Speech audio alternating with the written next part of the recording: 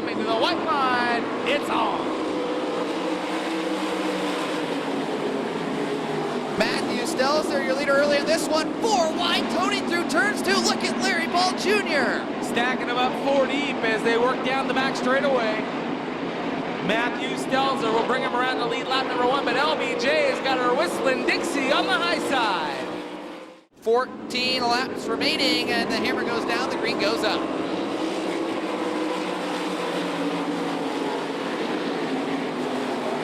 Larry Ball Jr., the top side of the racetrack, playing into his hands as you've got a new leader down the back street. Kinder, Tony, he's been hot as of late. Matthew Stelzer settles back into the second spot, but now he wants more. He goes to the top of the racetrack now, side by side, as they race for the lead down the front straightaway. LBJ looking on to the second spot.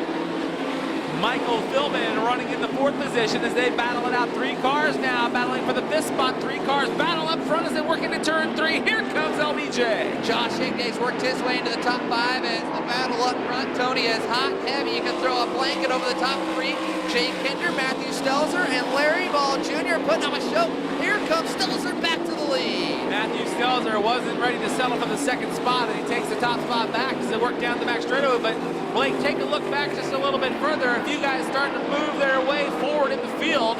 You mentioned Josh Hignay, another one of those guys. Mike Mayberry as well in the 0 car. Well, Larry Ball Jr. into the second spot. Tony lap traffic just in front of your leaders, a little over a straightaway ahead of your leaders. How will that shake things out with 10 laps remaining? Can Larry Ball Jr. rope in the Omaha, Nebraska native Matthew Stelzer? Can Stelzer hang on and put it in victory lane? 7 to go. Larry Ball Jr. is clicking about a 1/10 of a second off Tony, but he's a full second behind, so one of these laps he's going to have to do some moving and shaking. Trouble in turn 3. Oh, your leader, Matthew Stelzer, nowhere to go.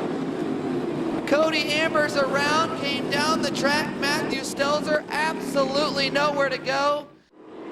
Off of turn 4, looking for the Greek. Larry Ball Jr. pulls away here as we have the closing laps, just 7 to go here at tonight's 305 feature event. Jay Kinder running second, Chris Walraven running in the 3rd spot. Josh Hignay running 4th now. Blake battle for 5th. 4 cars battling for the 5th spot. Oh, mama, 3 wide. Tony off of turn number 4, and look at the rookie, Jake Strayer, the 1K. And Tony, the car you talked about earlier, Josh Hignay in the 24 is the man on the move, hustling the 24 on the top shelf. Indeed he is, as the battle now for the 3rd spot continues on. He'll go around the outside of Chris Walraven in turn 4. Josh Hignay to the outside of Walraven. He's got it by the flag stand. Walraven on the bottom, Hignay on the top. Still that battle for the 3rd spot now side by side. Walraven gets a run off the fastest part of the Knoxville Raceway. That's turn 2. He'll drive back by him down the back straightaway to take the 3rd spot back in turn 4. Good battle for 3rd, Tony. White flag gonna fly this time. 1 to go.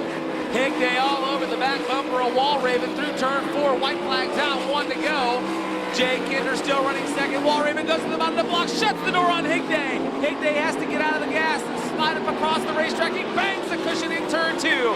Settling in that 4th spot down the back chute with the checkered flag waves this time by.